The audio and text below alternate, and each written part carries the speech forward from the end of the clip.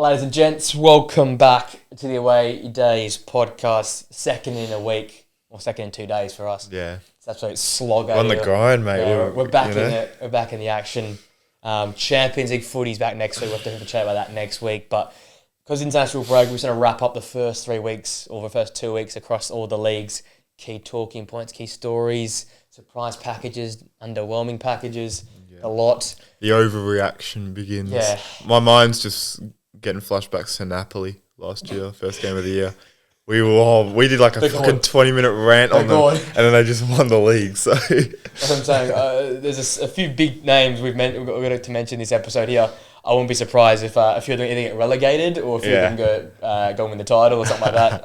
But I've gone very heavy on my overreactions at the start here. But that's the fun of it. It's the beauty of the game and having a podcast, mate. You can integrity. Integrity of the podcast can be questioned. Sometimes it hits. Sometimes you look like an idiot, but that's the game. It's good fun. That is it at the end of the day. And by the way, he is wearing a Liverpool Isak kit. Yeah, it's Isak signed about 25 minutes ago. It came today. Got home from work and it was on my doorstep. So it was shout out to the people in Liverpool, and I mean, fuck knows how it's come this quick. I've never seen the man strut so much. He's got the Isak and he's like strutting in like that.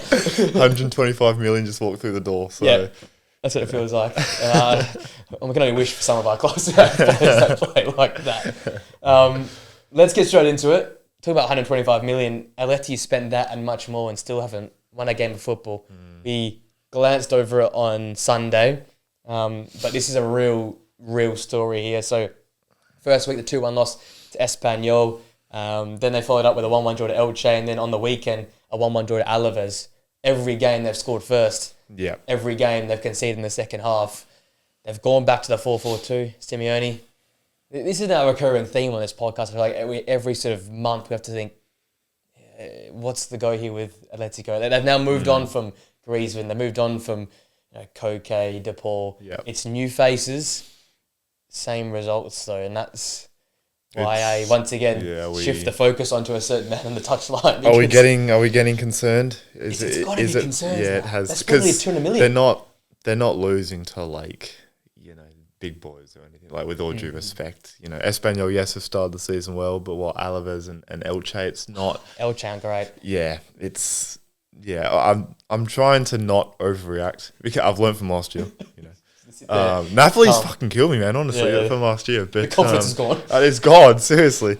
But yeah, this feels different. Because as you said, they spent a lot of money. They've gone away from Koke and all those sort of players in the past, and it's just I don't know where they go because Simeone's not going to change how they play, No.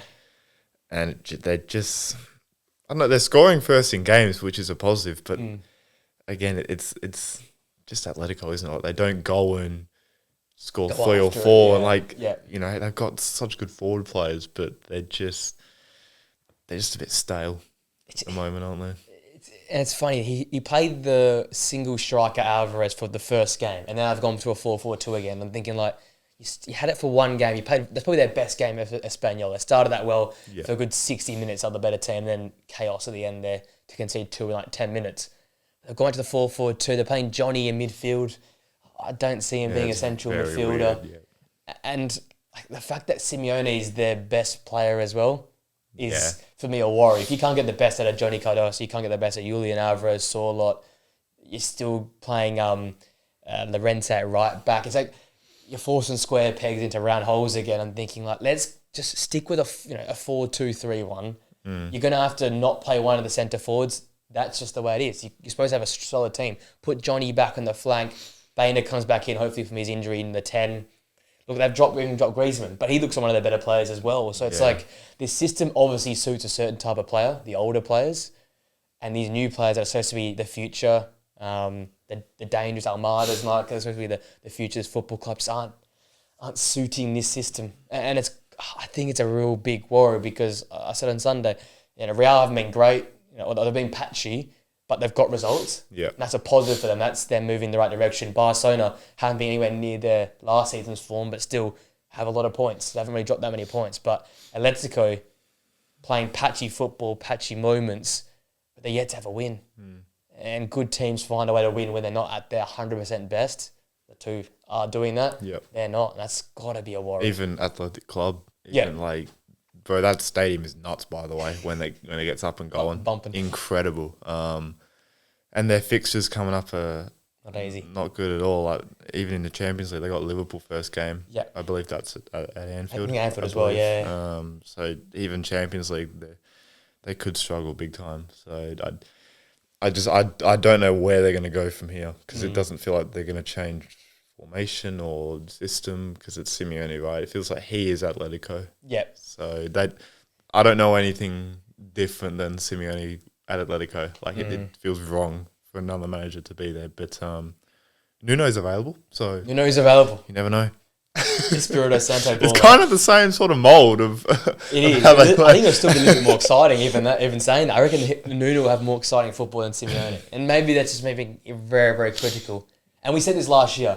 He will not get sacked. He has to leave. He would have to say to himself, I'm done here. I'm done. And that's going to take a lot for that man, because I think he's a very proud man. He's Atletico through and through. He probably believes that he is the man to take this side forward.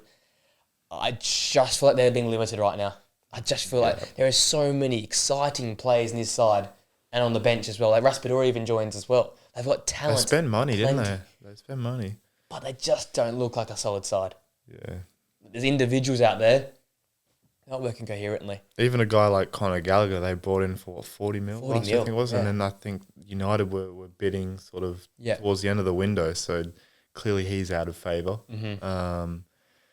Even a guy like Alvarez, like, he's had good moments, but I wouldn't say he's had a good, like, consistent couple of months in a row, if you know what I mean. He's been kind of in and out of games, and it's like, I'm not necessarily blaming him, it's just the system. They're just not getting the absolute most out of him. And if they were, I think he's a game changer. I said it last season. It was a good season stats-wise. Yeah. But he just phased out. He phases in now. And that's Atletico, is it not? They have great months, when there was that month there where they had Barcelona and the Copa del Rey. They went away to the Barcelona stadium, got the result. When they like top of the league? They went top once. So Real had fallen off, Barca had fallen, and they slipped into the top of the league. And then after that, it just went to rubbish. They just didn't find that form. And with a side like this, it's no longer just quarterfinal Champions League. You have an expectation now of like, you've got to go deep. You have to with this side. 200 million, around that mark spent. Alvarez, Saul, Bain, all of these players. Like, this is a top quality side. You can't just be getting knocked out in a round of 16 this year in the Champions League either. So there's expectations are so high. Yep. And the league's open. The league is so open because we'll talk about Real a little bit. I wrote down that they look like they're in the right direction, more because they're not playing that much better, but they're getting results where they weren't last year. Barcelona, we know how good they are on a Hunty flick. You talked about Bilbao, fantastic start of the year considering even Villarreal, flying again. When they're not flying. Yeah, I know. Betis are going to be back now. Nathan, Anthony are back on permanence. You can't mess around too long. Otherwise, you're in serious trouble in this league, I feel like. So you got to watch. Yeah, they've got to find a way to just win games. It's not even about performances right now. Just find a way to get yourself up and going this year. I feel like their fans are the only ones who wanted the international break because they needed some time away. They needed the international break. Reset, we go again. Yeah. Especially, like you said, Champions League coming up. You've got to be good from the start, especially they weren't good in the Champions League last year, were they? No. Far from their best competitive type. I remember they got battered. Was it Benfica? They got absolutely battered. I think it was 4-1. Yes, yeah. I remember that. Like that place, yeah. Yeah, so got to start quick. Yeah, especially against Liverpool. God, probably Isaac debut. It's going to be a tough night there. Jesus. Well, across the road we'll go to Real, and I wrote Real already showing signs of improvement? ? Because we saw this at Club World Cup. I was big on this at Club World Cup. Really good start as well. Clean sheets are plenty at that Club World Cup. Then they sort of fell away. Yep. But the side wasn't as put together as they are now. It looks like it's Vinny or Rodrigo competing for the left-hand side now. I don't mind that, to be honest. Because Rodrigo is going to play. I think it's honestly at the moment, I think it's closer than I think, Pretty bloody close. Well, look, Rodrigo had that start, and then Vinny came off the bench and scored, and then he started the last game they played versus Mallorca. It's a 3-0 win opening weekend versus Oviedo, and the 2-1 versus Mallorca, a comeback result. And I think back to it, I think it was Mallorca last year that beat them at the Bernabeu, if I'm not mistaken. So that's already a +6 on last season's results. And we always say this every year, Real always in the fight for a Champions League, for the league, for trebles. That's just Real Madrid, right? Yeah. But it's not often they go and lose a title, then don't win it the season following. Yeah, no. And already the start of this season feels like, wow, this team's very put together. Dean Huijsen's been fantastic. You got Carvajal coming back. Trent's game versus Mallorca. Started the last game and he could have had like 5 assists. if offside wasn't a rule. My prediction of him getting it looked good. It was looking all right, but good. Stay on side and fucking kill him. Mbappe, mate, he's that quick. He could run from 5 metres behind the line. Even that, like, you could only think that relationship between Trent and the forwards is only going to grow. And Huijsen's had a good start as well. Huijsen's been fantastic. He's a joke. Militao back fit. It's all of a sudden this team looks Carreras, or however you pronounce his name, the left back. What a signing. And what a clear. I think it was the goal line clearance? Yeah, they were only 1-0 up. Bro's horizontal making this goal line. Like, this is what Real feel back again. Yeah. There's these efforts, there's this intensity. Tchouameni's back in position. Valverde's dictating, Skipper's armband. You got Artigul there, I think, in his best position, which is floating. Yep. He's going to pick up little spots, and him and Masterwando as well. That's a great little combination. I like him, mate. He's a techie little player. He is. Average age of 20 between the two of them, but they've got this intangible link there. And the kid hasn't really gotten much goal contributions, but in the build-up you can tell they look to him, and an Artigul that looks to him first, I feel like, rather than Vinny. I feel like Vinny's the counter, or Rodrigo's the counter-attacking type winger, whereas Masterwando's a more technical build-up. He trusts him as well. Yeah. He trusts him. He, just signed, and then a couple of days later he was, in the team. It's you can see why. He's that left foot. Yeah, it's freaky, so... And there was that goal that got ruled out against Mallorca, which it was down to the kids pressing. That's when they were up and pressing. It comes off Ardo. I think it was bullshit that was ruled out. But that, I think that's what Xabi Alonso wants, right? That's his team's energy, intensity, relentlessness, and he's going to add a sense of control to Real, which they probably didn't have under Ancelotti. A lot of counter attack, a lot of speed in behind, a lot of solo hero ball. We're already seeing the likes of Ardigul there. We're already seeing the likes of Masterwando. We're already seeing the likes of Carreras. Heavily involved ball-playing players, build-up. Tchouameni's back in position. Valverde, him as a double in there. It's all of a sudden now a bit more dictate the game, control the game. It's amazing what a bit of youth can add, isn't it? 100%. That's literally all that's happened. And obviously a different style of playing compared to Ancelotti. But he trusts these youngsters. And right now they're not putting a foot wrong. Flourishing. So the only question mark is the injuries. Yeah. That's Militao goes down, what happens then? That's it. So they've started off well. It's obviously Barca dropped a couple of points. I think it was against Rayo Vallecano. Yeah, it was a draw there, yeah. But even them, I'm not worried about. Not worried yet. They're fine. They're fine. The same thing happened last year. The high line always gives you a chance if you're the opposition, but they proved last year they almost won the Champions League, won the league. So yeah, I'm not worried about. You got to wait for the first Classico. Yeah, exactly. That's realistically that's the litmus test. That'll be incredible, man. In the last 3 years, where everyone felt like they've gone to the Premier League, those two teams are still for me. Probably 1A, 1B areas. They are top tier. Yeah, I know it sounds ridiculous me saying they always that. will be. Yeah, it does. But when the Prem spends like $5 billion. Yeah. And yet still these teams, because you get Trent on freeze, right? Yeah. You get at least, but it's ridiculous how good these two teams are that you have to blindly pick to save your life who wins the Champions League. You're probably picking one of those two. That's just the way and despite Liverpool spending all this money, despite Arsenal spending over $1 billion under Arteta, it's still these two. Yeah, I'd be stunned if either one of them two teams weren't lifting the Champions League end of the year. Their squads are unbelievable. So Carvajal, Asensio, Carvajal, bro, he come back from an ACL and he's first game back was fabulous. 36. maybe 35. They don't age He though. doesn't. This guy, don't age. he's been the most, forget underrated defender, probably the most underrated player of our generation, Danny Carvajal. I'm only just Like, appreciating him now because of this Spanish dominance. He's phenomenal, man. Absolutely phenomenal what he's doing. What a blessing for Xabi Alonso to say, okay, we're going to play at home here versus Mallorca. Let's get a defence-splitting player like Trent in. Or we're going the way of Oviedo. First game back in the top flight, harsh atmosphere. They're going to be up for it. Let's play the veteran. Let's play the skipper, right? This is what Madrid were missing last season. There is 2 spare centre-halves on the bench. There's a world-class right-back.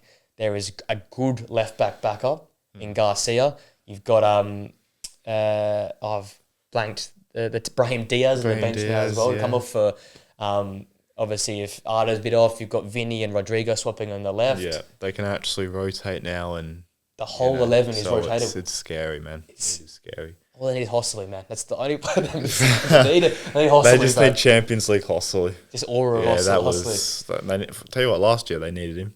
Yeah. Genuinely, they missed him last year. His impact off the bench. So. And Mbappe, I'm going to have to swallow my words here because he's had unbelievable start of the season. I think the back end of last year's way, he was like, this was starting to come about, but the start of this year's been, it's been scary, man. It's been scary. I'm looking at Trent and those balls and I'm thinking, my God, they could, it's just cheating, bro. He's just takes a touch out of his feet and he just whips it and he's in. Yeah. Like it's going to be scary for teams in the Champions League, for teams in the Liga. Man. You can play in a low block, then you got Master Wonder, you got Arda. If they win possession back on the halfway line, just so many options, bro. Trent, it doesn't stop. It just doesn't stop.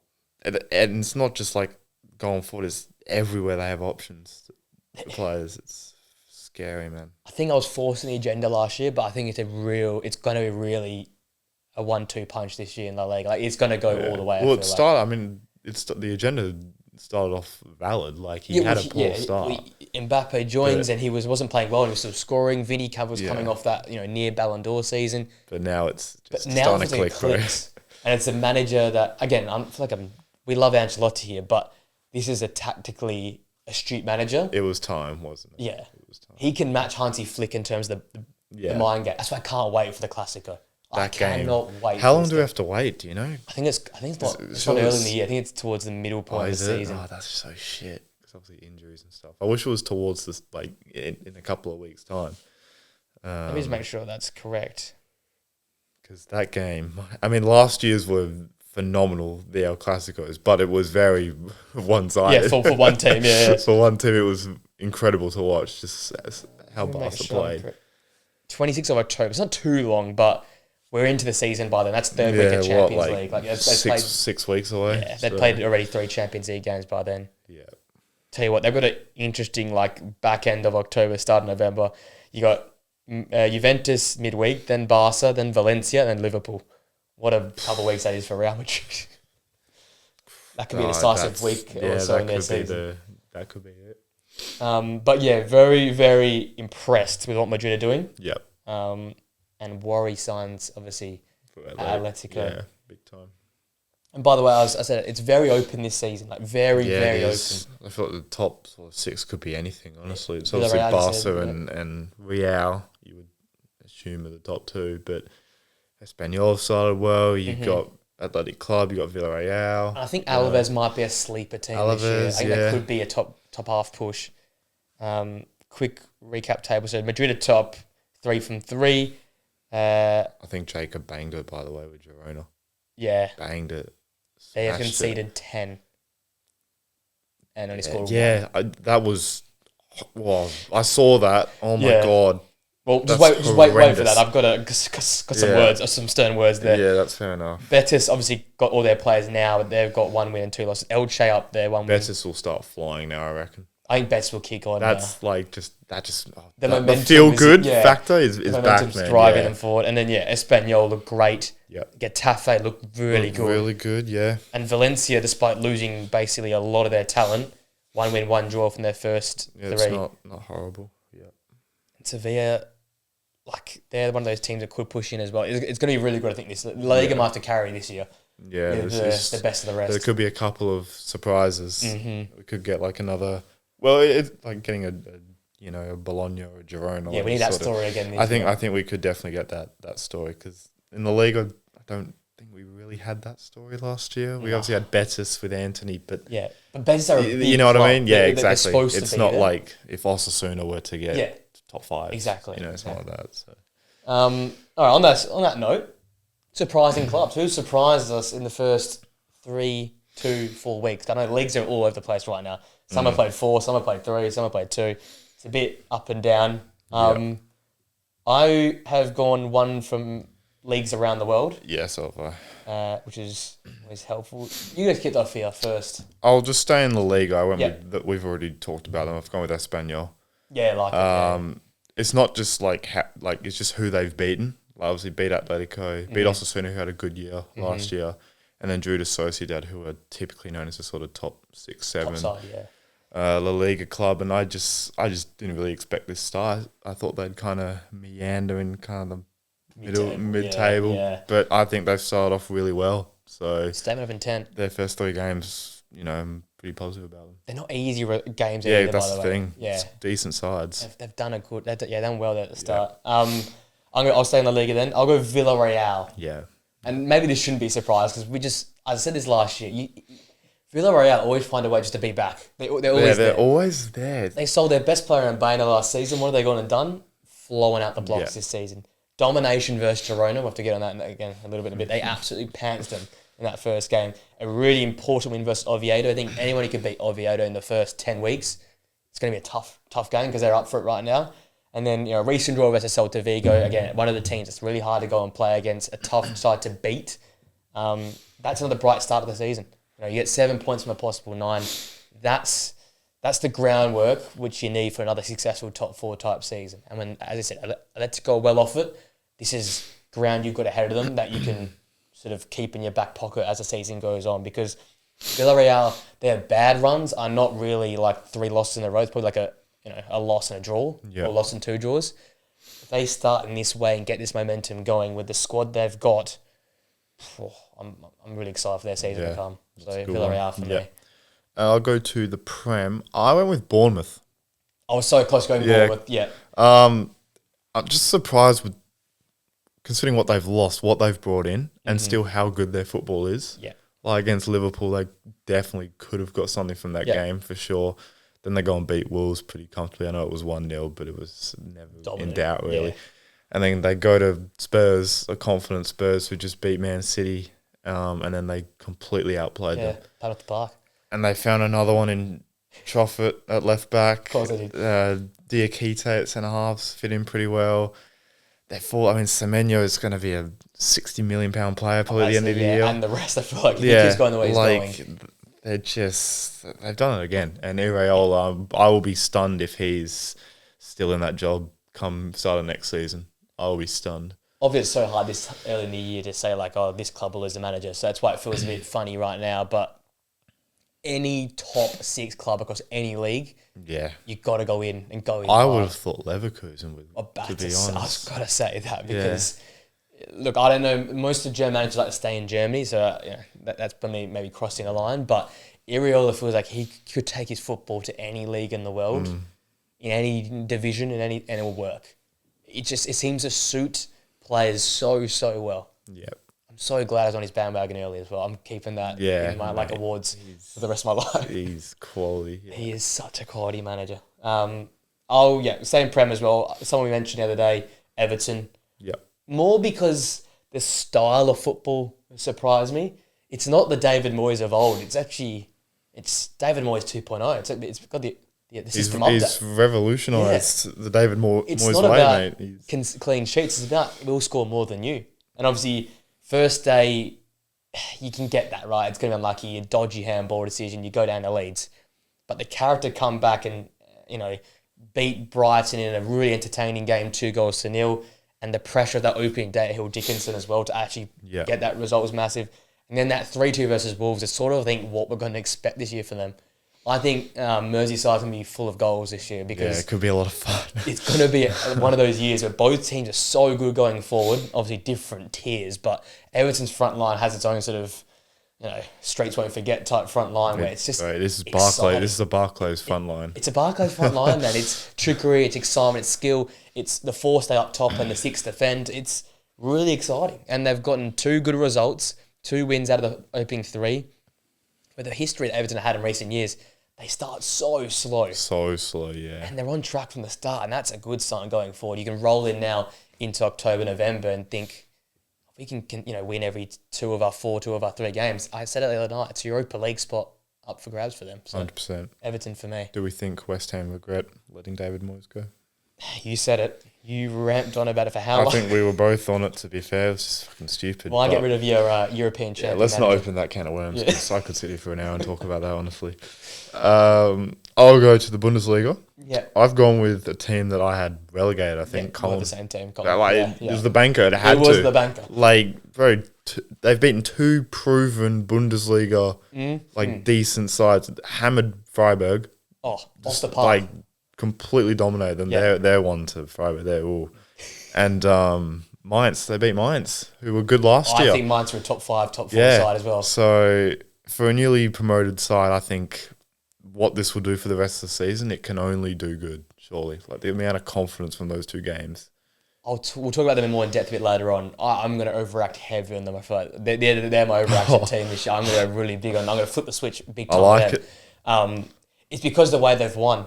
They've won by just outplaying teams, out-footballing teams. And this is why I love the Bundesliga, because a team that comes up from the Bundesliga too is probably better than 5 of the teams in the Bundesliga in the previous season. Because they all play. They play football. Yeah, they go out there and express themselves. And some of the goals, like these balls that are whipped into the back stick. That one against Mainz, the crossing, that is like...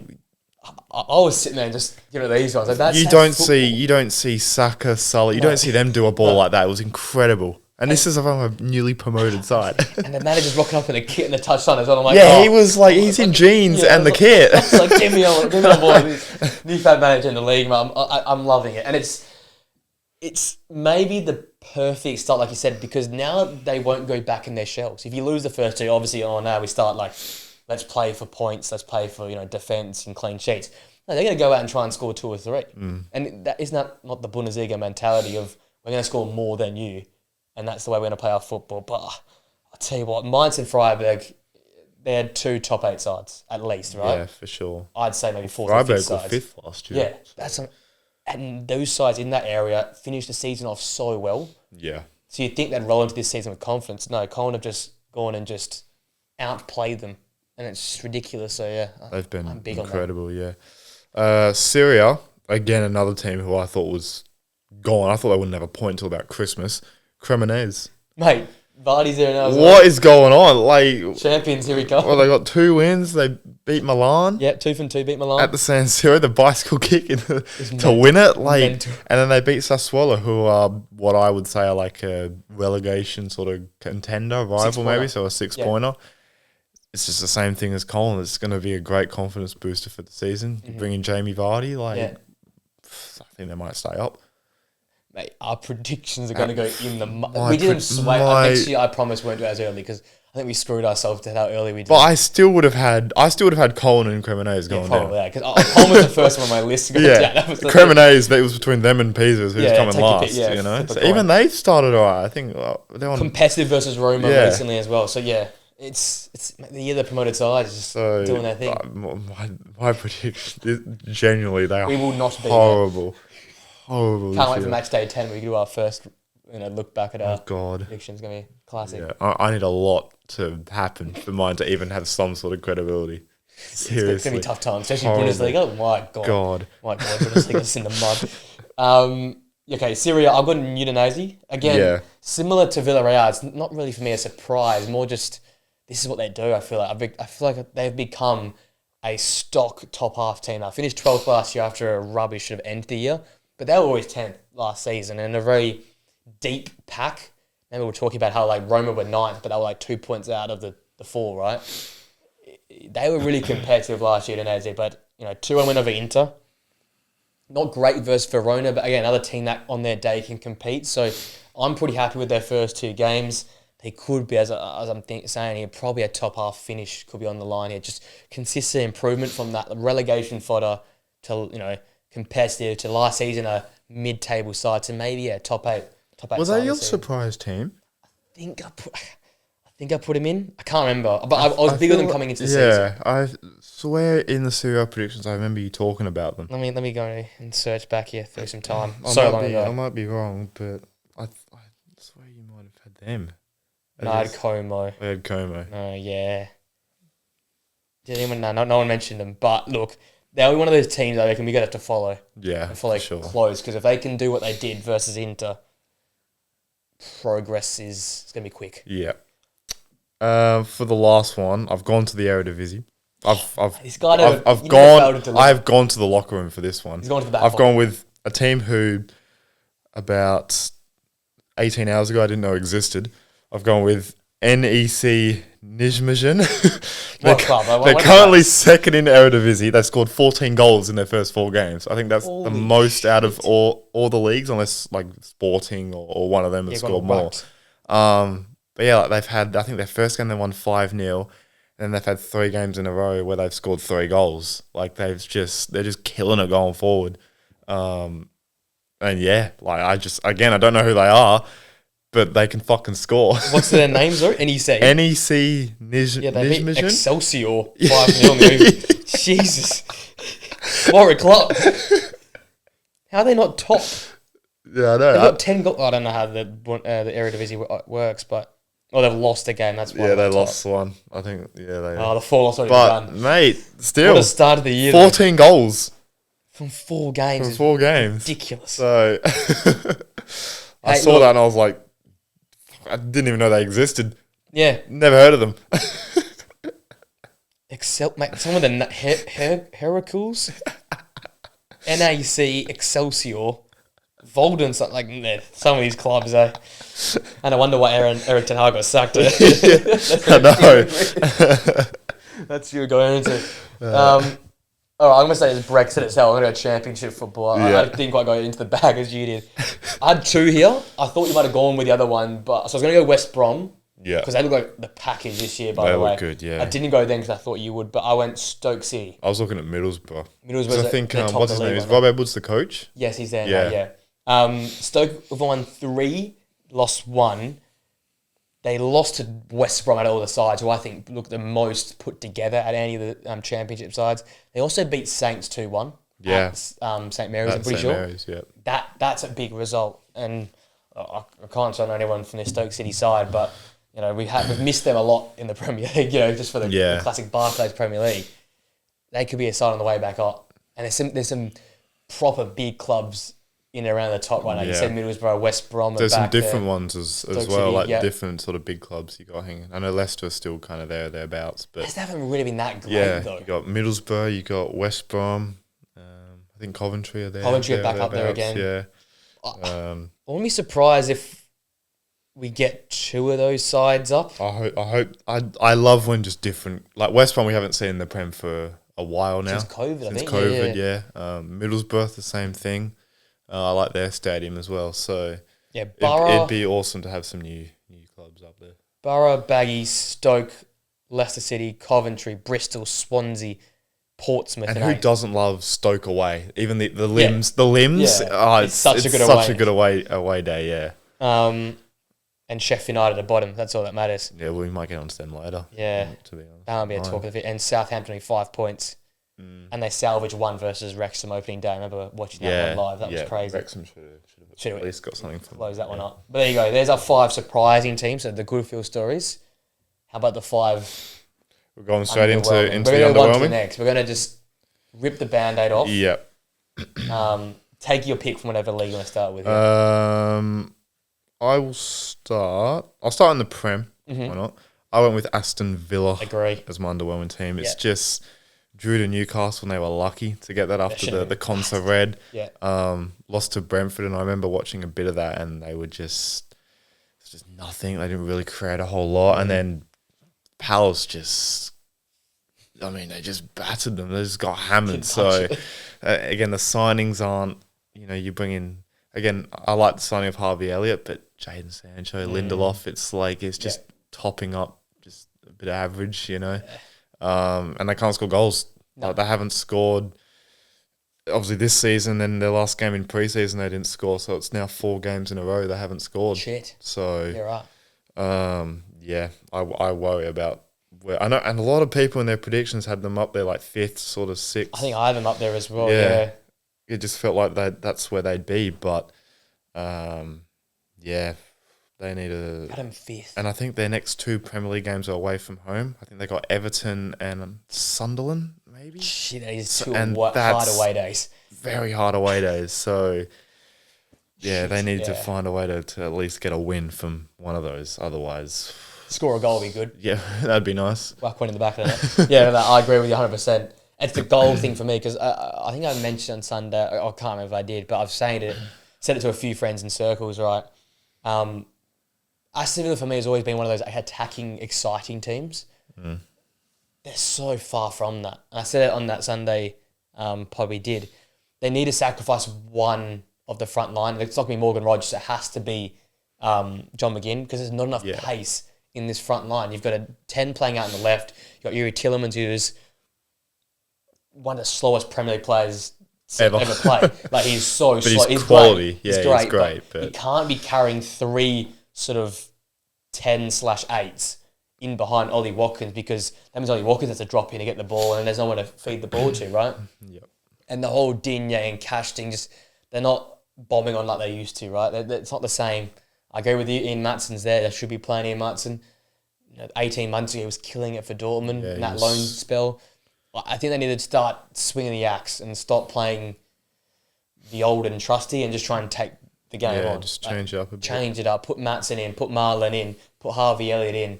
And just say, you know what, we're going to try something different here and just hope it out with works. The old, in with the new, mate. Absolutely. So, I agree with you, Villa. La Liga, again, we touched on them and an awful lot. I went with Atletico and Madrid. Yeah. I won't go into too much detail. It's just tough for them at the moment. So, and as I said earlier, they haven't even played the absolute quality out of La Liga. So, worrying signs. Alarm bells. I went Girona. Yeah. I'll put it as my surprise team. Shit. Oh, fuck it out. Conceded 10. Surprisingly bad. It's like me with who did I have last year? Was it Valencia or something I had?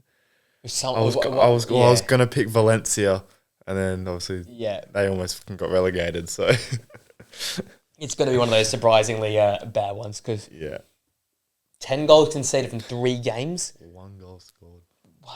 It's quite sad. And they haven't taken on any of the big boys yet. Like, what's gonna happen when Barcelona roll into town? Michelle, man. Yeah. That's sad, bro. It could be all over very quickly. I still think he's a very capable manager, but that squad's just completely gone, man. Squad is awful. Yeah. I don't know how they fix it from here. Because I've watched a few of the highlights of their games. It doesn't look pretty. I don't think they even can fix it, to be honest. It screams. And I think Jacob, like you said, has nailed it. They are going down. He smashed it. I don't see a way they can find a way to solidify defensively that allows their attacking football to go and be on show. Yeah, honestly, they have to sack him. They have to sack him. It sucks because we saw what he did with a good squad. He was incredible with that Girona side, but they have to sack him. They have to bring in someone that's well known to La Liga that can just get them fighting relegation. Because that's what it'll be this year. Where's Tony Pulis when you need him? Literally. Get him on the touch. Get Sean Dyche there. Yeah, get him on the fucking touchline. They go from overlapping wing-backs in Gutierrez and Couto to now Sean Dyche. 5 in the back, 4 in front of that. And just Can't wait for Ben Mee to join in January. That'll be fun. Bundesliga, I touched on them briefly. Freiburg finished 5th last year. They were 2 points behind Dortmund. They were 5 points behind Frankfurt at the end of last year. And the way they've started this season, you would not have thought that. No. Augsburg battered them. Same with Koln. They do have winnable games coming up. It's like if they played how they did last year, like they could have started this season incredibly because their fixture run to start the year is actually quite kind to them. Yeah. So yeah, not too concerned yet because their games coming up are all right. But yeah, if they drop, 1 or 2 anymore. Yeah, it's alarm bells. I concur with that. I went with the basic one, the bland answer of Leverkusen. Yeah. I'll get onto them again a little bit more detail later on, but 1 point from 2 games, sacked the manager, complained about him. That's a horror situation. You don't put up a performance here versus Frankfurt on Friday night. Even that, Frankfurt, man. So this could be a make or break game. I actually might make a video about this on the Friday before the game. This could be it for Leverkusen their season. You got rid of the manager. You complained, like you said, they've made him sound like he's the devil.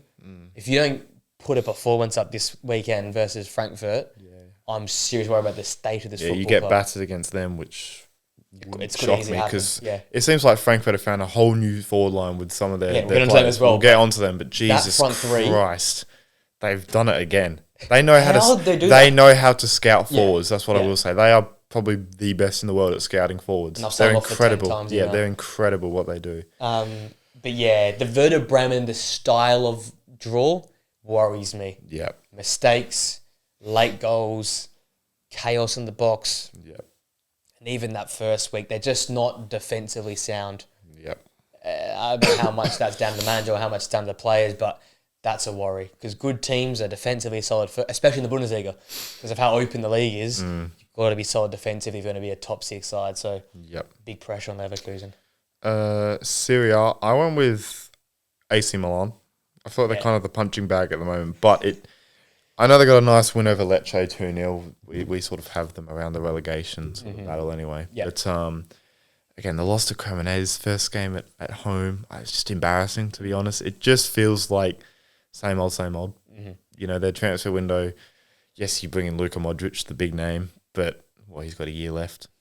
How much is he going to impact this team? Tijani Reinders would have been better for this team than Luka Modric. 100%, yeah. And you just look at some of the players they brought in, like Estupinan, Hernandez isn't there. You got Maignan, who was going to leave to go to Chelsea and it was sort of floating about that he was going to go. So it just, and Allegri as well, I'm not convinced. Allegri in 2025, 26 is the answer. Yeah. So, maybe the answer for your Cremonese, something like that, like a low tier side, but I don't know. How can we see a low block of the San Siro? It feels wrong. Yeah, it's not the right. San Siro. Yeah, it's not right. It's not Milan either. But so I expect Claudio Ranieri to be in charge of that team very soon. Get Bocelli in there. They will win the league if they sack Allegri and bring in Ranieri right now. Leao will win the Ballon d'Or. He'll have a 30 GA Serie A season, and Maignan will win Golden Glove, and Modric will fucking go back to prime Luka Modric. Win the World Cup with Croatia. I'm going the other punching bag like what would be for this season. They're not as bad of a start, but Atalanta, 2-1-1 draws. You've got Ivan Juric in charge. That is Ivan Juric. That's Ivan Juric. 1-1 draw, yeah. And Pisa and Parma, P&P, Parma are a funny one. Parma, I think, on their day can be very, very good. They just lost a lot. Did Dennis Mann end up leaving? I don't think he did in the end, but I haven't seen him on the team sheet, so maybe that's a thing I need to follow up on. But like Parma have got players in positions like Chikati. They're Australian. Chikati is very good. Obviously, Suzuki and goals is very good, but they're a so-so team. So-so. Yeah. Pisa are not good, and you've drawn both 1-1. Yeah, it's so average. Yeah, it is so this average. Is what Juric did to get sacked from Roma to then go and join Southampton to get sacked by them. This is exactly what happened. Yeah. He started last year drawing games for Roma. He should not be drawing. And I know Atalanta's squad's changed, but you still got some key face in there. Scamacca's still there. De Ketelaere's still there. Daron's still there. It's still a very solid, top 8, top 6 side, but they're performing like a mid-table, bottom half side. It's underwhelming. It's pressure, and I think same as Leverkusen. This weekend's gonna be massive for Atalanta as well. They need to get a result. They need to get a win. Yeah, it's sad what's happened to that team, fighting for the league. Doing 8 weeks out, but they were still winning the Europa League, and now they've got Ivan Juric. It's tough out there. Tough for them. Yep. My last one. I was literally going to write Scottish football because Celtic and Rangers both knocked out of the I think Rangers got hammered They got against belted, Genk. like six They were like 5-0 down at half time, Yeah. lost 9-1 on aggregate, and Celtic lost to some fucking random team in the Champions League qualifier. Oh, they travelled a travelled million miles to play this team. Yeah. And Celtic and Rangers, like Russell Martin's under ridiculous pressure, and Celtic, they haven't replaced any of the players that they sold. Yeah. So their fans are pissed at the board. But it's two teams. I couldn't split them because they're both like just in a terrible state at the moment. Right now, yeah. So I went to the Championship and I went with Sheffield United. You know, we're 2 minutes away from going to a penalty shootout to get promoted to the Prem. Yeah. And now they're bottom of the Championship. Chris Wilder's not there. And then, I don't know if you saw at the end of their last game, went over to clap the fans and the manager was getting fucking abused. And like they're pissed, and I think he's got the game coming up after the international break. If he doesn't win, he's gone. So I remember the fallout. The Wilder departure was massive as well. The fans did not like that or one. He got sacked. He didn't leave. I'm pretty sure it was that. Yeah, or like a mutual consent thing. Basically, which means they didn't see him as the future. But he'll be back though. There's 100% he'll be back. I mean, it feels like if Chris Wilder's not there, Sheffield are just nothing. They're nothing club without him there. They need him there. I like that a lot. And a guy like Gus Hamer's still there. Like I thought he would have moved on, still be in the Prem by now, but he's still at Sheffield. Gus Hamer feels like he's going to be a Serie A stalwart if he moved across there. Like a real proper Serie A midfielder. But in the era of up and downs in terms of like promotion and relegation. How can you go? But that's the championship though. You don't take your chance. Yeah, that's the thing. You go down quick. You hurt quickly. That's just the way it is in the championship. And I've gone to the French league, to Ligue 1. And I've gone Marseille.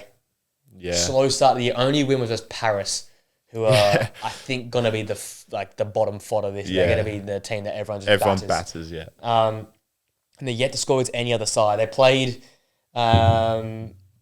I think they played Lille or Lyon, one of the two bigger ones, but they're already a game back of Monaco and 2 games back of PSG, Lyon and Lille. And in a league that quickly separates itself from top to middle or top to the chasing pack, got to be at it quickly. And in Marseille and their squad, the amount of play, the turnover of players and the amount of players they've got there, they can't be behind these sides at Lyon, Lille and Monaco. Yeah. They have to be with them, competing against PSG, but it just feels like not their year again. They started off last year incredible, didn't they? And then it just feels like De Zerbi and that whole squad's just been in free fall. They just, they're... I thought they'd be, when De Zerbi got there in Greenwood and their foreline was really good, I thought they'd be just a fun team to watch, might challenge PSG, but they're miles from it at the moment. That Enrique sale might be bigger than I thought. Yeah. He carried a lot of their goals in the early part of last season alongside Greenwood, so maybe that's the whole... To be fair, they brought in a lot of average as well, like Højbjerg. Like, he's just the most sideways footballer you'll ever see. I think they had some incident with Rabiot and some other guy. They had to get rid of both of them because there was a massive argument or whatever. There's a lot of egos going around that. It feels like a De Zerbi run club, to be honest. Just a lot of egos, a lot of fights. The footage of that kid, he yells at this kid and then he gets sold the next day or something. That's crazy. That's bad, man. Yeah. So look, De Zerbi decent work at Brighton, but I can see why sometimes you don't move on from this man. Not a happy camp. No, not good. But there we go. There's 5 underwhelming, 5 surprising sides in the start of this season. Undoubtedly, 8 of those 10 will probably flip the switch in a few weeks' time. That's just the curse of this channel. I'm expecting my Eredivisie team. I don't even know what their fucking name is. I forgot.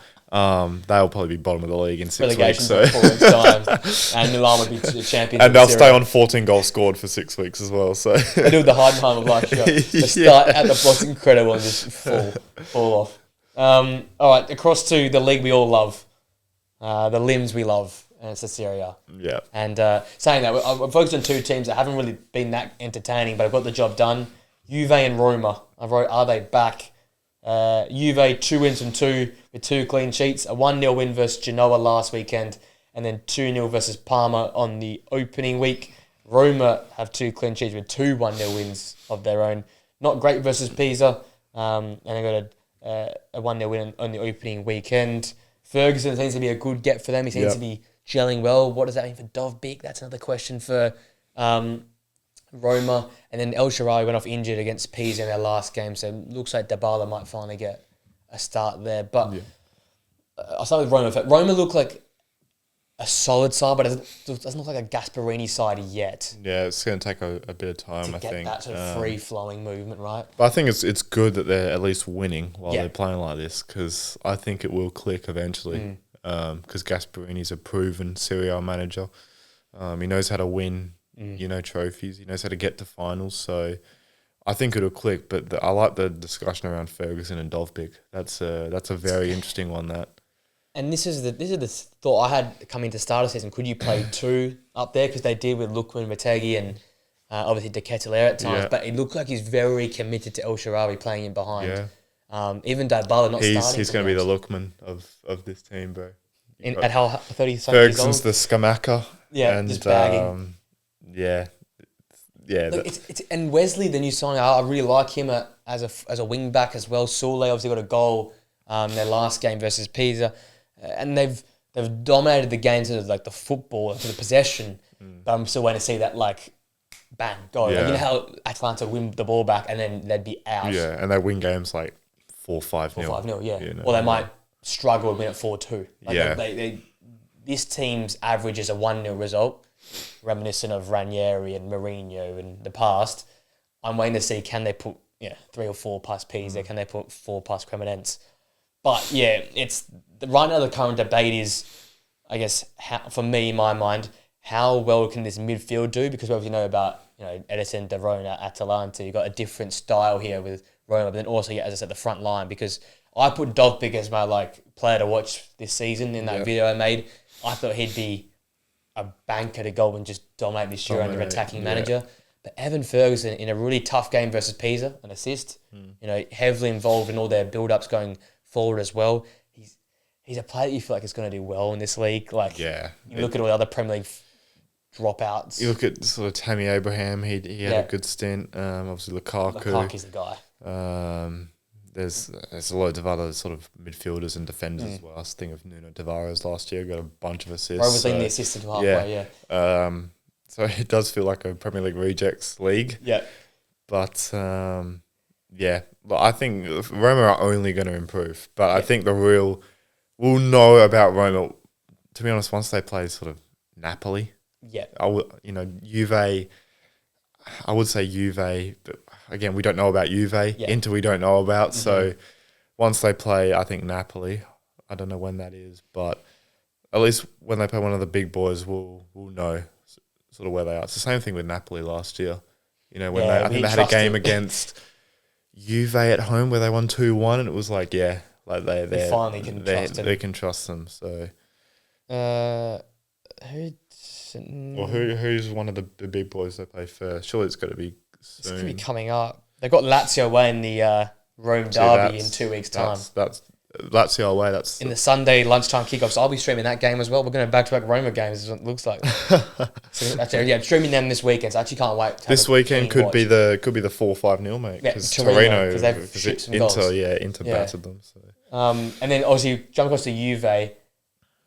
Again, I was very critical of Igor Tudor. I didn't know much about him. More by protecting Thiago Motta, sort of my viewpoint. But he seems to have got it ticking over much better than I thought. Yeah, Genoa is a very, very difficult side, especially away to play. They are tough. With the way Vieira sets them up, and that was a very solid result, 1-0. Vlahovic now 2 goals off the bench. They've also got a striker problem here because David's your big, shiny thing. Yeah. Scored in the opening game, but Vlahovic also scored off the bench in the opening game, and he scored the winner here versus Genoa. And they've brought in Openda as well. So they've got Openda there as well. A sneaky one. That's a sneaky one. They've got Inter this weekend. Yep. Who do you start up top? Fucking hell. I've given you the keys to this There team. was a lot of talk about Vlahovic leaving, wasn't there? I thought he was gone. Yeah, I thought for sure. Yeah. I thought a Saudi club would come knocking. I didn't think Premier League or Bundesliga. I just didn't think. I thought a Saudi club would come in with the odd sort of 60 million bid and he'd go. That's a tough question, man. Got to start Vlahovic, right? You have to, right? The 2 goals were well taken. Yeah, one on the break and then one obviously from the corner. You got to reward these kind of things. I think big game. I think as a defender, you'd rather come up against Jonathan David right now. He's still Yeah. kind of adjusting Yeah. to the league, getting used to playing with some of his teammates. Apenda's going to be on the bench. Well, no, he won't be ready. I do like that sign though. I think that could be a sneaky, underrated one. I reckon if we get the Apenda that we know and like. Yeah, I think I'll start Vlahovic. As much as I don't really like him, I don't really rate him. I think right now he's scoring. Is he not just in a team that doesn't score? Yeah, he scored 2 of their 3 goals this season, right? Yeah. But I just have a good feeling about Juve again. No, I'm seeing Gatti and I'm seeing Brett because Gatti got phased out last defense, season. Bro. Yeah, with Gatti, Bremer's back and he looks fucking rock even more as Kelly always. looks good these days. Yeah. I mean, when you're playing with them two, surely you can't look that bad. You got Di Gregorio's making some big saves and goal again. He's so you've got the 3, and you got Cambiasso. Oh, he won't be back, will he? He'll have another week. I think another week. He gets rescinded. But you got Cambiasso. And then I like the midfield now with Thuram, and Locatelli looks like he's got his legs back almost. Yeah, he's not, I think he's got a sluggish. defined sort of role now in the team. And I tell you what, Openda could move into this role, but the 2 10s, Conceição and Yildiz, they have looked really good the opening 2 weeks. Yildiz, I'm starting to really get on board the Yildiz train. Not gonna lie. I still think they have to find a way to get Coop Miners in this side. You can take Openda as well, because I think Openda will take up one of those roles in behind the centre forward. I just remember Coop Miners, Atalanta that year they won the Europa League. He was phenomenal. How much money was 50 mil they spent on him? Like, he was phenomenal. I thought he'd come as a Juve, he'd be same as he did at Atalanta, but he's been off. There's just been nothing there. And I think last year it was system. I think it was system. And just the players that they had, they didn't have a forward line last year. No. Now that they've brought in some attacking talent, you probably can't fit all of them in, but I think Coop Miners needs to be at the heart of it. You got to get him going, man. But is he too slow to play in these 2 10s? Yeah, maybe. Because I look at this side with Conceição as a speedster, Yildiz is quick enough. Yeah, them Pender is rapid. That's why I think he'll work well in there. Then look at our own team with the same formation. United have Mbumo. You can roll through Cunha there. Obviously, Mount's been playing there, but you need a speedster in there. Coop Miners is very much let the play happen around you and you just sort of drop into holes. Maybe they play one quick guy and one slow guy. Yeah. But with the way they're playing the football and how dangerous they're looking in transition, it's probably not room for you have to wait your time. And that's a shame because, like you said, they paid 50, 55 a lot of money, for him. Considering Juve and their finances. That's basically their budget. Yeah, on one like a lot of money. So, that's the thing. If they had these options last year, I still think Motta's in a job. Probably. He's still in a job. Or is it just the structure of Igor Tudor working with this side? Potentially, yeah. But yeah, this week's the big one. If they can go and knock off Inter, I know Inter have their own sort of question marks and problems, but that would be like, we can start to back this manager and this team a bit more. So. Well, what a segue that you've made there. Because this weekend, the big game, we've got the Manchester derby. No one gives a shit about that. We only care about Juventus. Liverpool Burnley, mate. We should have done Liverpool Burnley combined 11. Gee, all-time 11. Ashley Barnes up top, mate. I'm putting in Tarkovsky at centre-back, so... no, this is, for me, probably... Yeah, outside the Manchester derby will be over-glorified. But in terms of really good game. Two teams in decent form and a lot of question marks, this for me has the game of the weekend written all over the game at Juve's home ground last year between these two... It was a belter, wasn't it? It was a back and forth one. Was it 1-0 Juve? But there was so many chances and like Dumfries. Was it maybe 2? I can't remember if it was it wasn't a high because the Napoli game was high scoring. Yeah. The Inter game wasn't. I think maybe it was a 2-1 or 1-0. I remember. Was it Dumfries popped off in this game or? Oh yeah, he had that crazy back heel. Was it that one? For an assist. Yeah. So maybe it was like 2-1 Inter or something like that. These two teams always put up good games as well. They never disappoint in terms of football. I'm actually quite happy with my combined 11. I've only got 3 Juve players. How many you? One? Because it's just like it's reputation. I've got 3 Juve players as well. I've got 3 Juve players. Yeah. I kept with both sides' formation of the 5 back or the 3. I've gone with a 5. I've got a 5-3-2. Yeah, I've got a 5-3-2 as well. Yep. I'll start off this time. My back five, Jan Sommer in goal. I think he picks informed Di Gregorio could be a shout, but I have to go with the heritage of 2 games of Jan Sommer. and heritage, exactly. DeMarco at left wing back. I'm just playing and being ignorant to the Champions League final. I'm forgetting that day ever existed. That didn't happen. Yeah, that never happened. I was asleep. And Dumfries is my wing back. Yep, he picks himself, probably one of the best wing backs in world football. The 3 centre halves, a Serbi in the middle of all 3. Oh, really? I put him there. Bastoni is my left centre half, obviously, Bastoni. Okay. And I've got Bremer as my right centre half. We got one difference. Again, it's going to be a little bit slow. So I put Bremer and a Serbi in. Yeah. But look, I think those 3 together would be unbelievable. You're not passing that back 3. They are absolute weapons at the back. So I got my speedsters on the flanks and I got really slow centre halves. That's my go. Yep. There. So I think we pretty much got the same. Sommer in goal. Yeah. DeMarco and Dumfries as your wing backs. I've got Bastoni, Bremer, and I've got Gatti in there. I was close with Gatti. I think the partnership of Gatti and Bremer is more important than a Serbi. Could be better than Bastoni or Serbi. I think Bastoni's the best individual player there. Undoubtedly, yeah. But as a partnership, Bremer and Gatti, I mean, was it 2 years ago? They were nuts, them two. It was the back end. Because Bremer had his ACL last year. Yeah. I think it was the back end of 2 years ago. They were incredible, them two. Yeah. Yeah, we were promised this last season. I wanted this last season, this combination at the back. We just didn't get it. Yeah. Actually, shout out to Kalulu as well. He was very close to me getting in. If it wasn't for Dumfries as being unbelievable and DeMarco Lloyd Kelly as well. Got to get a mention. For Bournemouth taxing. Got to get a mention. All right, my midfield 3. So 2 deeper line players for me. Barella and Kefran Turam. Oh, okay. I'm going to... I think he's had a really good start to the year. Again, like you said, the Juve team now has definitive roles and positions. I think that works for them. So I've gone Turam alongside Barella. The hard-working Barella with the, I guess, exuberance of Turam and the difference-making ability of Turam. And then I've got Yildiz at the 10.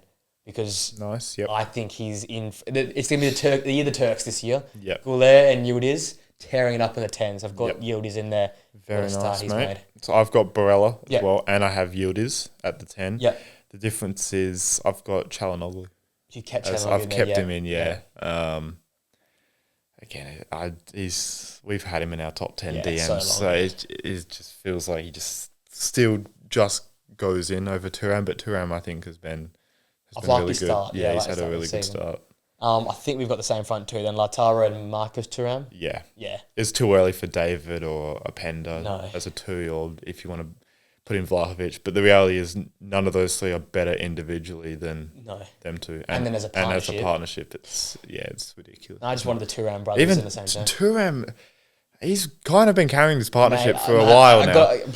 I always talk about him in the Champions League prediction videos. You went on him early. He's one of their most important players. Unselfish, works his socks off. The problem is with these 2, they work too hard defensively. I think they just kill themselves tracking back and making challenges. I remember that Barca game where I think Lautaro was injured and continued to play, and Thuram pulled a hamstring and he was like taped up and he was still running around. I'm like, lads, give it a rest.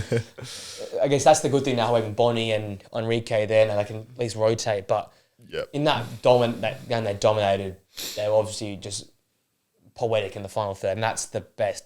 Inter at their best, those 2 are just 1-2 in the final third, and just they're incredible run rampant. Probably they're probably the 1 and 2 in terms of strikers. Would Lukaku, or Keane nick in front of them maybe?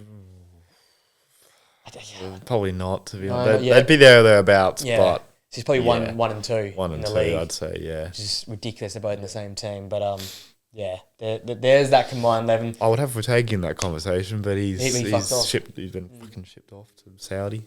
And Lookman, I need another season from Lookman to really prove it. We're going to preview this game quickly. What are our thoughts here? Obviously at Juve. Inter off the back of a disappointing performance. Juve 2 wins in the bounce.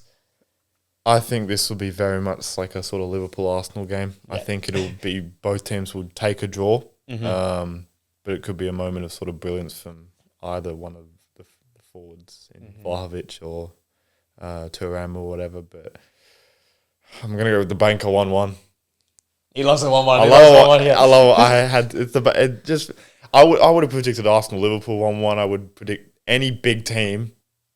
Big teams that are playing, I'm predicting 1-1. Okay, I'm not going to be boring. I'm going to change it up. Then. I would have something around that in my mind. You know, I'm going to go. I just can't see goals, to be honest. I'm going to go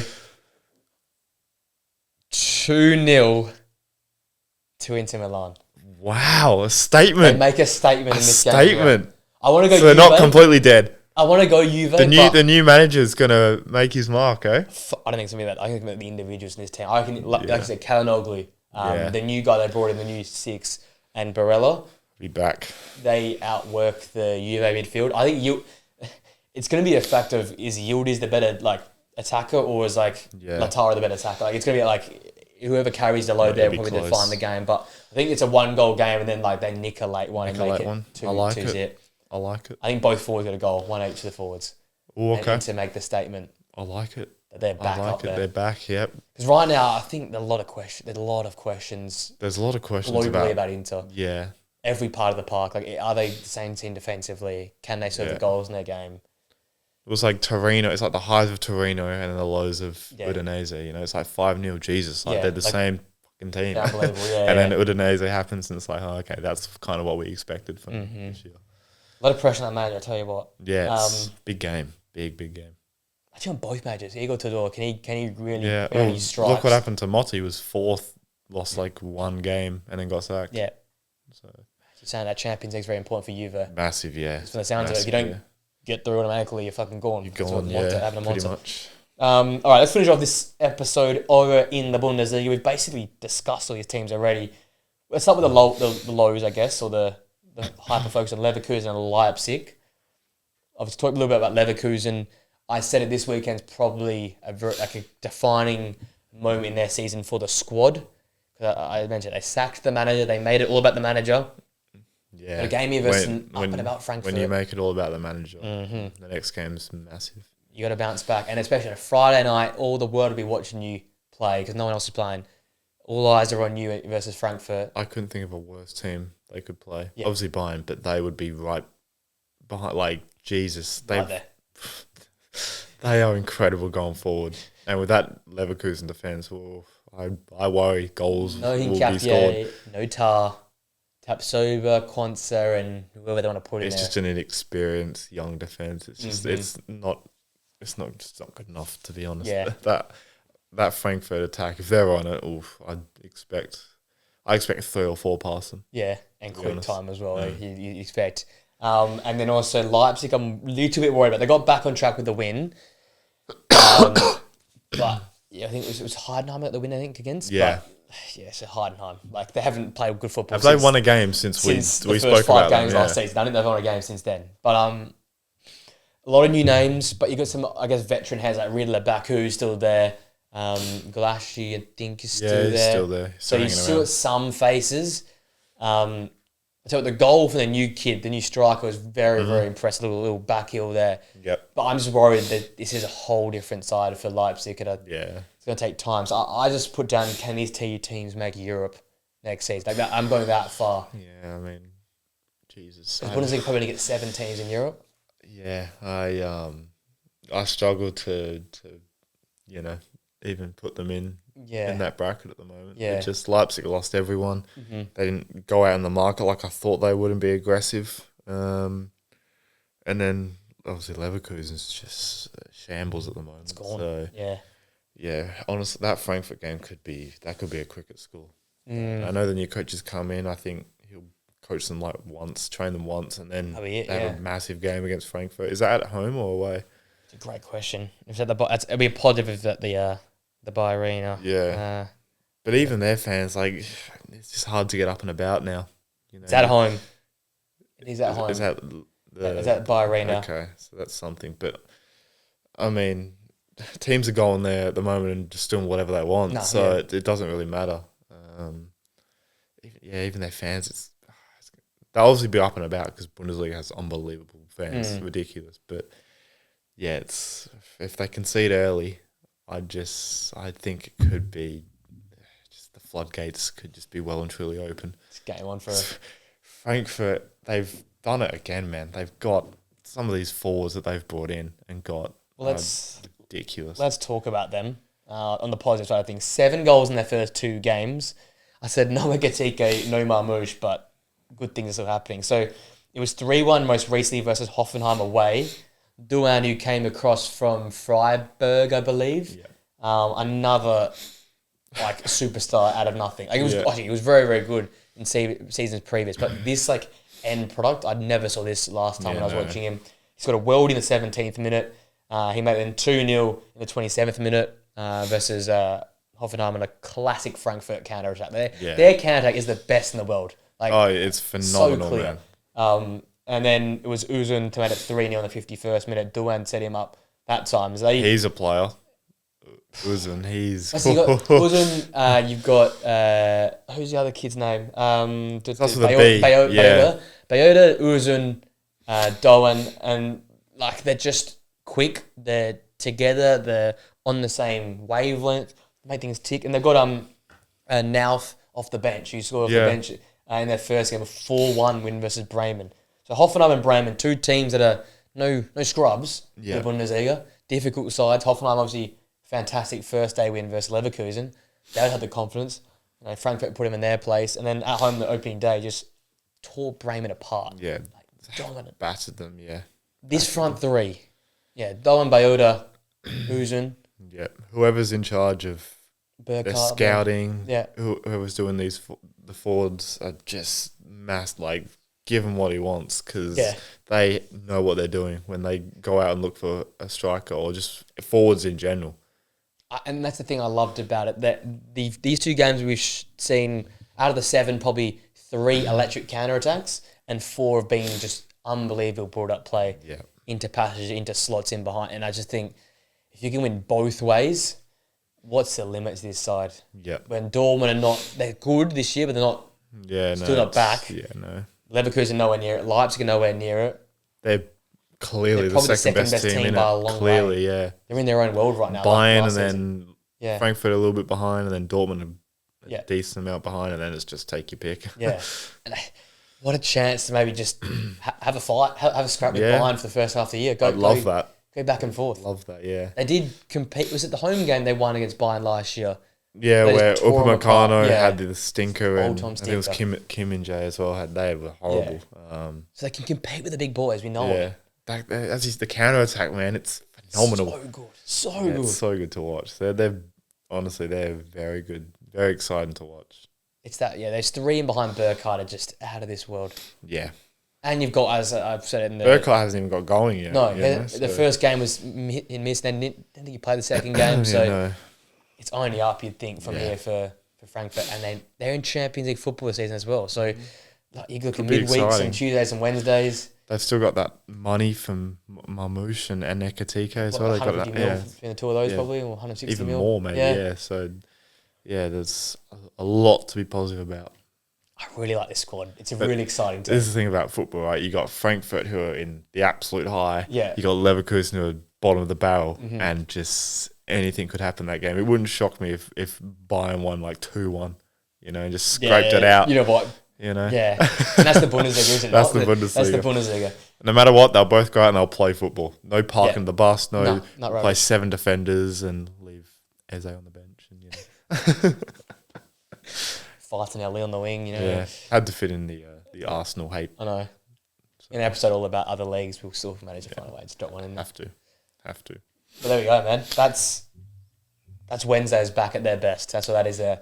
We had our standard month off. Yeah. And would you 2 of them a year? At least 2. Yeah. But we're back in the swing of things, and football's back this weekend. Thank God. But in a month we got another international break? 3 international breaks in the first 12 weeks of the season, apparently. I love the first match week, and then afterwards it's just like getting yourself prepared for the international break. It goes so long. Yeah, it's so long. So much. Jesus, I mean, football. It feels like fucking forever since the last game. My God, who won last? The only good thing, it was F1 last week, and that saves it. Yes. Thank God for F1. If F1 can just line up all the races with the international breaks, then we're chilling. Yeah, that's what we need. Yeah. Thanks for coming on once again, man. No, thanks, man. We'll be back same time next week. And again, going forward, there will be obviously the 3 other leagues and more Prem action because the Prem pod has sort of been cut down a little bit. So there'll be all 4 the major leagues being covered each week. So depending on when we record as well, might be Champions League. Champions League as well, as we're trying to make this one the big boy, and then everything else can go around it. But yeah, Champions League next week, and we'll have to do some predictions for that one. Yeah. For that, and then we'll have to. There's some bangers on next week, Champions League games. Champions League games. I think Colby was saying it there. They had like all the big fixtures first up. Lined up, yeah. So yeah. Maybe some combined 11s for the Champions League as well. We'll have to check them in there. They're always good. Who doesn't love a combined 11? Who doesn't love a combined 11? They do great guns. Standard. Like, comment, subscribe on YouTube, 5-Star Double Podcast, and on Spotify. Two podcasts this week. What can I say? We are well and truly back in our bag. We'll see you guys same time, same place next week. Until next time, guys, enjoy the football, and we'll see you guys next week.